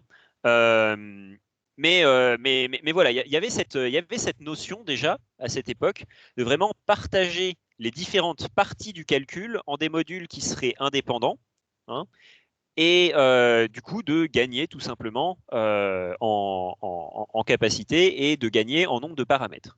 Cette méthode, c'est ce qui leur a permis effectivement de déployer des modèles des modèles de classification même relativement puissants sur des appareils mobiles.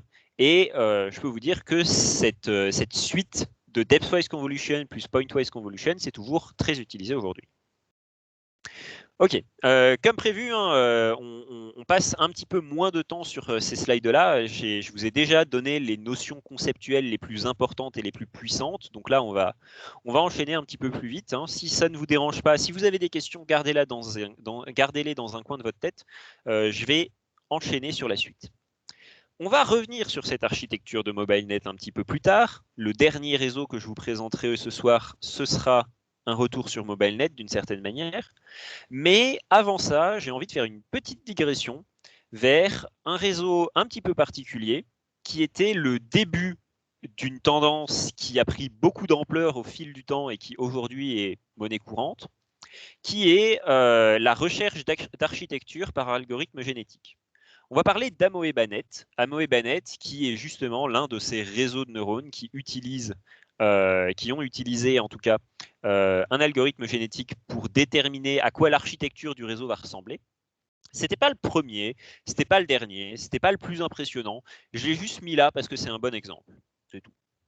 Donc si on regarde, comme d'habitude, hein, on a toujours notre approche par module. Et comme toujours, c'est l'intérieur d'un module qu'on va changer. Alors en l'occurrence, dans le papier Amoebanet, ils n'appellent pas ça un module, ils appellent ça un stack. Bon ben très bien, grand bien leur face, s'ils veulent appeler ça un stack et pas un module, pourquoi pas. Donc des stacks, ils en ont mis 3 pour aller de l'entrée à la sortie. Et à quoi ça ressemble à l'intérieur d'un stack ou d'une stack? Je crois que c'est plutôt dit une stack d'habitude, on s'en fout, c'est en anglais, mais peu importe. Voilà. Eh ben, on va enchaîner ce qu'on appelle des cellules normales. Hein, je vous explique juste après ce que c'est qu'une cellule normale. Hein. Mais concrètement, on va mettre une première cellule normale qui prend en entrée l'entrée. Puis on va mettre une deuxième cellule normale qui prend en entrée l'entrée et... Ah, merde, j'ai perdu... Ok, je crois que j'ai perdu une flèche ici. Bon, en gros, chaque cellule normale va prendre en entrée ce qui précède et ce qui précède 2 fois. Donc la première cellule normale prend 2 fois l'entrée parce qu'il n'y a pas de truc qui précède 2 fois. La deuxième cellule normale prend en entrée l'entrée qui précède 2 fois et la sortie de la première cellule normale. La troisième cellule normale prend en entrée la sortie de la première et de la deuxième cellule normale et ainsi de suite. Hein. Du coup, la quatrième cellule normale prend en entrée la sortie de celle-là et ainsi de suite. Ça, des cellules normales, vous en mettez grand N. Hein. Ça, grand N, c'est fixé.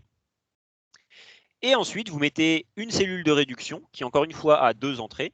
Je t'interromps. Ouais. On a eu un freeze d'une dizaine de secondes. Du coup, les histoires de cellules normales, c'est pas nécessairement clair, c'est pas apparu en même temps. Est-ce que tu pourrais le reprendre très rapidement? Bien sûr, pas de souci. Donc, pour faire très simple, ce qu'on va mettre dans cette stack, c'est un enchaînement de n cellules normales. Chaque cellule normale prend en entrée 2 entrées, la sortie de la couche qui lui précède et la sortie de la couche encore avant. Voilà. Donc à chaque fois, c'est un petit peu comme si vous mettiez des connexions résiduelles, sauf que vous les mettez une fois sur 2 comme ça en enchaînement. Et malheureusement, je ne sais pas pourquoi, j'avais des flèches pour indiquer qu'il y a bien 2 entrées sur chaque couche, mais elles ne sont pas apparues. Donc j'ai dû me planter quelque part dans ma slide. Hein. Désolé pour ça. Mais ce que vous pouvez retenir vraiment, c'est que chaque cellule normale prend en entrée la sortie de la couche d'avant et la sortie de la couche 2 fois avant. Voilà. Et on finit après ces grand N cellules normales par une cellule de réduction qui elle aussi prend 2 entrées, la sortie de la dernière cellule normale et la sortie de l'avant-dernière cellule normale. Alors du coup, on peut se poser la question, c'est quoi une cellule normale? C'est quoi une cellule de réduction? Ben, en fait, la raison pour laquelle j'ai appelé toutes ces cellules-là des cellules normales, c'est parce que ça va toutes être les mêmes. Elles vont toutes avoir la même architecture. C'est pour restreindre un petit peu l'espace de recherche, parce que bon, si toutes vos couches de tout votre réseau peuvent être complètement différentes et indépendantes, on s'en sort pas. Donc là, toutes les cellules sont les mêmes, sauf les cellules de réduction qui sont un petit peu particulières parce que c'est pas la même chose, elles n'ont pas le même rôle. Et donc, on permet ce degré de liberté supplémentaire que concrètement, dans votre réseau, il y a deux types de couches. Les couches qui sont des cellules normales et les couches qui sont des cellules de réduction. Mais malgré le fait qu'elles soient indépendantes, elles vont être trouvées par l'algorithme génétique de la même manière. Alors, je vais vous parler de cette manière. Cette manière, c'est en utilisant un espace de recherche pour une couche neuronale qu'on appelle l'espace NASNet. Alors, je ne me souviens plus encore une fois ce que veut dire NASNet. Excusez-moi. En plus, je crois que c'est relativement explicite comme nom, mais peu importe. Tout ce que vous avez besoin de savoir, c'est que c'est un espace de recherche qui permet de rechercher génétiquement la meilleure architecture pour cette couche. Alors, on va très rapidement expliquer comment fonctionne cet espace de recherche. Dans l'espace de recherche NASNet, il y a en gros plusieurs opérations. Donc, les opérations, ça peut être une couche de convolution 3×3, ou alors un max pooling, ou alors une couche de convolution 3×3, mais avec de la dilatation de 1, ou une couche de convolution 5×5. Juste un bordel, hein, plein d'opérations. Et ce qu'on va faire, c'est qu'on va choisir deux opérations, hein, donc c'est les deux points d'interrogation, là, c'est deux opérations. On va, pour chacune des opérations, choisir une entrée. Donc pour l'instant, il n'y a que deux entrées possibles, hein, les deux entrées de la couche. Donc on va prendre E1 pour l'une, E2 pour l'autre. On va traiter ces deux tenseurs avec leur opération respective. On va faire la somme. Et ça va nous donner une sortie qu'on va appeler 1.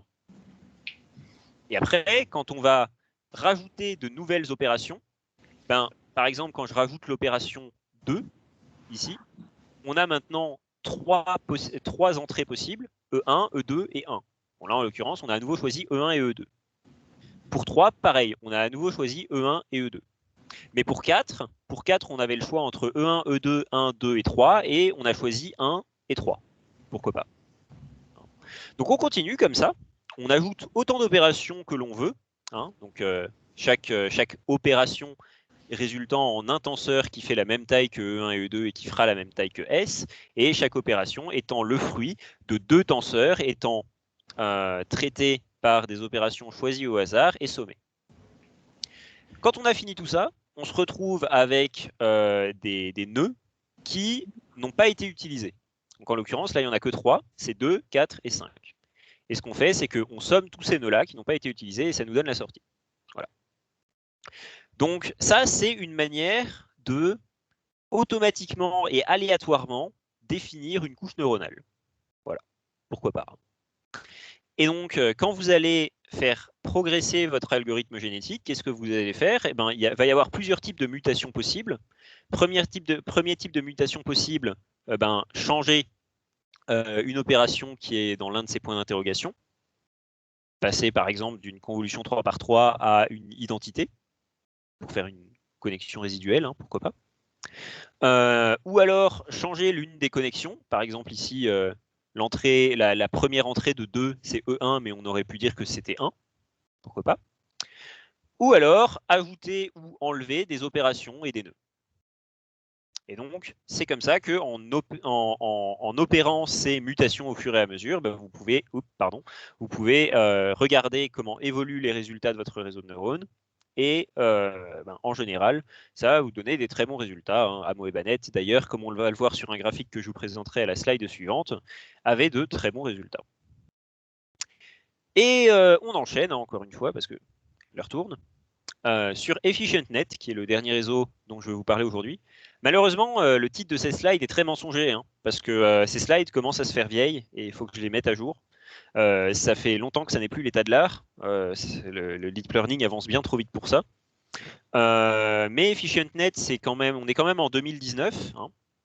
Hein. Donc c'est relativement récent quand même. Je crois même que c'est fin 2019, mais ça, je ne suis pas sûr. EfficientNet, qu'est-ce que c'est en gros? Eh ben, c'est un MobileNet V2 avec une petite modification. Et là, vous allez me dire, oh, attends, tu vas trop vite. Tu as parlé de MobileNet, mais tu n'as pas parlé de MobileNet V2. Et je vais vous répondre, parlons de MobileNet V2. Donc, concrètement, c'est quoi MobileNet V2? C'est un réseau de neurones résiduel. Donc, on reprend cette structure-là qu'on avait vue avec ResNet. Sauf que dans les couches, qu'est-ce qu'on fait? ben, on va mettre les modules de MobileNet. Donc, on va mettre depthWise convolution suivi par pointwise convolution. Mais avec un petit truc en plus. Je vous montre. On va commencer à chaque fois. Donc, ici, il y a un tenseur qui arrive. Et ce tenseur, il va être en relativement petite dimension. Et comme il est en petite dimension, donc ça veut dire qu'il n'a pas beaucoup de canaux, hein, parce que la résolution, on ne choisit pas. C'est la résolution, c'est déterminé par le module dans lequel on est. Mais donc, il va être avec assez peu de canaux. Et ça, en gros, c'est son état compressé. C'est l'état compressé, c'est l'état avec lequel on va transmettre les données, finalement. Et on va maintenant décompresser cet état pour process les données, pour traiter les données. Pour décompresser cet état, on va rajouter des canaux. Pour ajouter des canaux, évidemment, on utilise une pointwise convolution. Cette pointwise convolution, elle nous donne un truc qui a plus de canaux.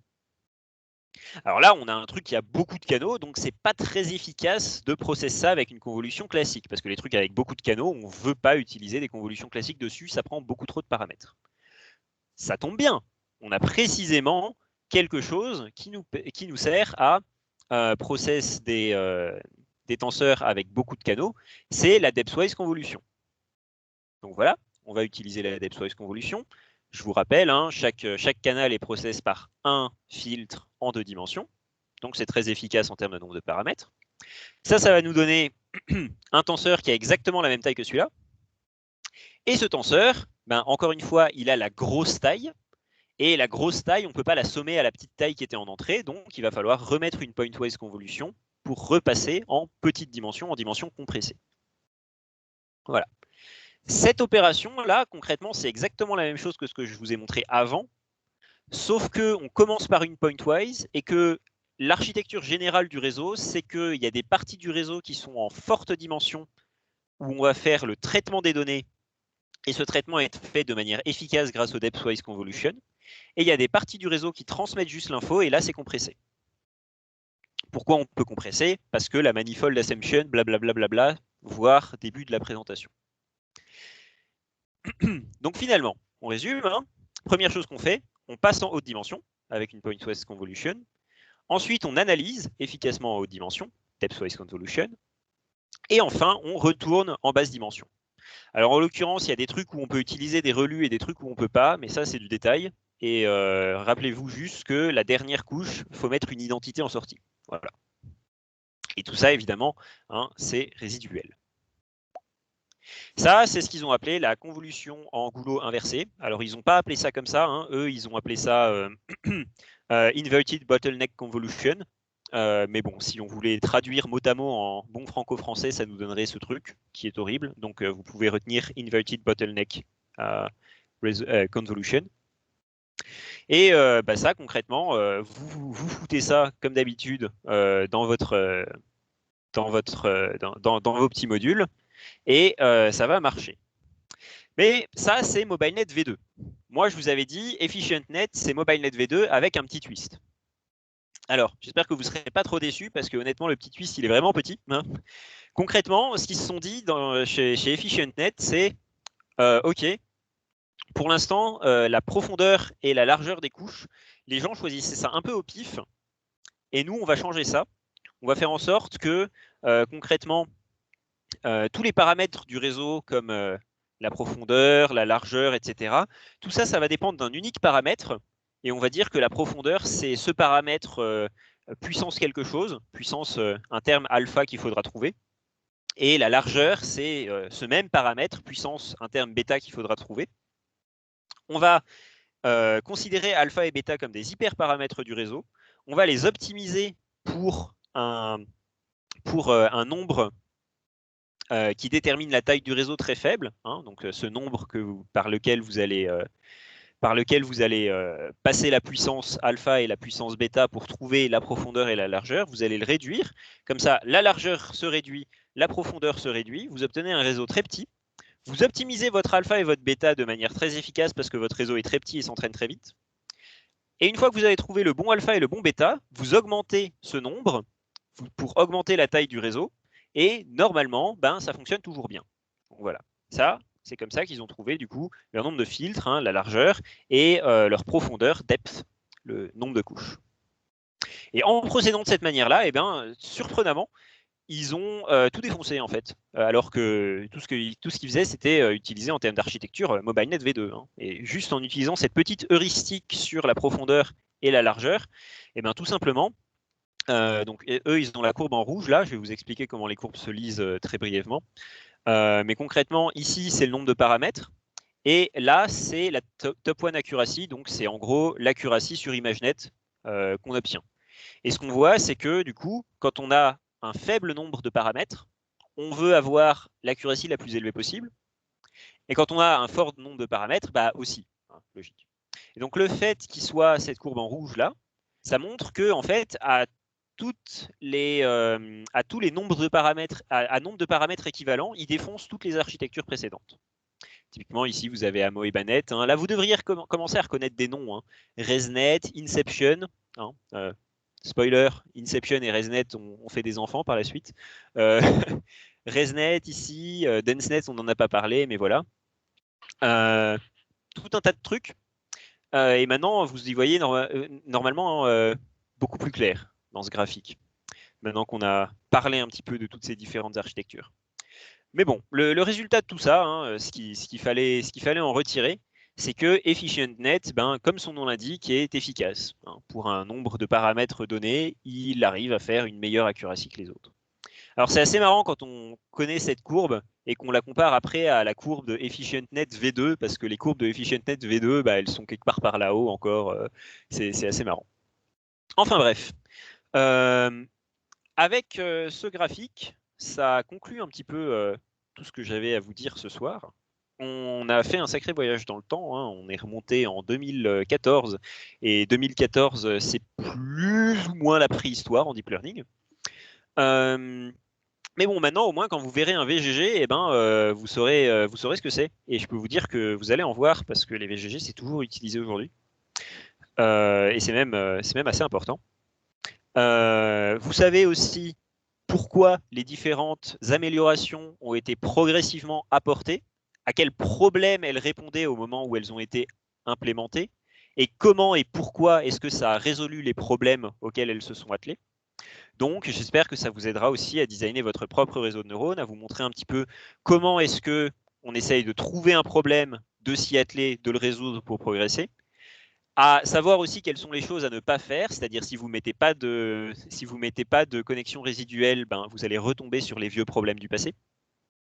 Donc voilà, avec tout ça, avec un petit peu de chance, ça vous donne une meilleure vue d'ensemble sur un petit peu comment est-ce qu'on fait un réseau de neurones convolutifs moderne, comment est-ce qu'on fait aujourd'hui pour faire ce genre de choses.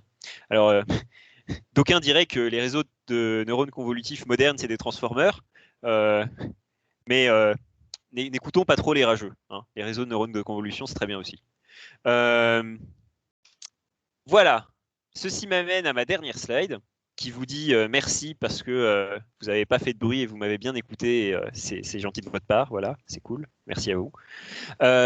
Si vous voulez aller voir les sources, elles sont toutes là. Et je vous le dis franchement, n'hésitez pas, allez les voir. Parce que ce que je vous ai présenté dans cette... c'est probablement une grosse présentation. Hein. Je pense que d'habitude, vous les faites plus courtes que ça. Là, on en est à plus ou moins 1h30, vu qu'on a commencé un peu plus tard. On est plus ou moins à 1h30 de présentation. Mais j'ai fait que gratter la surface de ces papiers. Beaucoup d'entre eux ont une profondeur vraiment intéressante, des expériences qui sont présentées qui valent vraiment le coup d'être lues. Hein, la plupart de ces papiers, par exemple, font varier leur nombre de paramètres pour voir comment leur performance évolue en fonction de ce nombre de paramètres. Pas mal de ces papiers aussi rapportent leurs résultats vis-à-vis de plusieurs datasets et parlent de toutes les expériences qui ont été faites pour en arriver là. Donc, tout ça pour dire, n'hésitez pas à aller vous renseigner, n'en restez pas là. Hein. Et notamment, n'hésitez pas à aller jeter un œil. J'ai rajouté le petit EfficientNet V2 là en bas, qui est tout neuf. Hein, il est de 2021. Donc pareil, si vous voulez aller plus loin, hein, n'hésitez pas à aller lire tout ça. Voilà. Et sur ce, j'ai assez parlé. Donc, est-ce qu'il y a des questions ? Je vais vous enlever mon partage d'écran. On a toujours ma caméra parce que je ne l'avais pas enlevée. C'est merveilleux. Ok, je vous écoute. Est-ce qu'il y a des questions ? J'ai une question, ouais, Guillaume, vas-y. Juste la couche identité déjà à la fin du Mobile LV2, elle sert à quoi? Elle sert à genre, éviter l'entraînement sur la dernière couche. Alors, c'était l'activation, hein, tout simplement. Donc, en gros, ce qu'ils ont choisi, c'est de ne pas mettre d'activation, tout simplement. D'où identité. Et pourquoi est-ce qu'ils ont choisi de ne pas mettre... je vais vous remettre la slide, ce sera beaucoup plus clair. Je remets ça. Je repars en arrière. Ah oui, non, c'était EfficientNet. Pardon. Ok. Donc pourquoi est-ce qu'on a mis une identité là et là on a mis des relus. D'habitude on veut mettre des relus. Hein, je pense que ça on est tous d'accord, hein, à ce stade. Les relus c'est bien. Mais on avait dit aussi que les relus, pour fonctionner, ça se base un petit peu sur cette propriété des images naturelles à pouvoir être encodées dans un espace de représentation en dimension inférieure. Hein, cette manifold assumption. Eh bien, en fait, ce qu'ils disent ici, c'est que comme l'espace, la dimension des données dans le canal de propagation ici, comme cette dimension est déjà réduite, comme c'est déjà compressé, ben on fait déjà usage finalement de la manifold assumption trop. Et si on détruisait des données à ce stade dans le domaine compressé avec une couche relue, eh bien, on perdrait trop d'informations. Et effectivement, hein, ils ont des expériences qui montrent que s'ils mettent ça, ça marche beaucoup moins bien. Et donc, c'est là où garder cette notion en tête de manifold assumption et de à quel point est-ce qu'on peut compresser les trucs, etc. C'est intéressant parce que les relus, effectivement, ça peut ne pas faire perdre de données quand on est dans un espace large. Mais là, ils veulent être efficaces, ils veulent être rapides, donc ils ne se permettent pas cet espace plus large que la dimension du manifold, ils compressent les données, et dans cet espace compressé, on ne veut plus mettre de relus. Et donc, comme on ne veut pas non plus introduire, des activations qui feraient disparaître les gradients, donc on ne veut pas introduire de saturation, on ne va pas mettre une sigmoïde non plus, et ça sert à vrai dire à rien de mettre une activation ici parce qu'il y en a déjà sur les autres, donc la linéarité est déjà cassée un petit peu partout. Donc a priori, il n'y a pas de souci de cet ordre-là, donc c'est pour ça ils choisissent de ne rien mettre. Voilà, j'espère que ça répondait à la question. Oui. Ça a l'air d'avoir répondu. Est-ce qu'il y a d'autres questions? Sinon, écoute, merci beaucoup, Jules.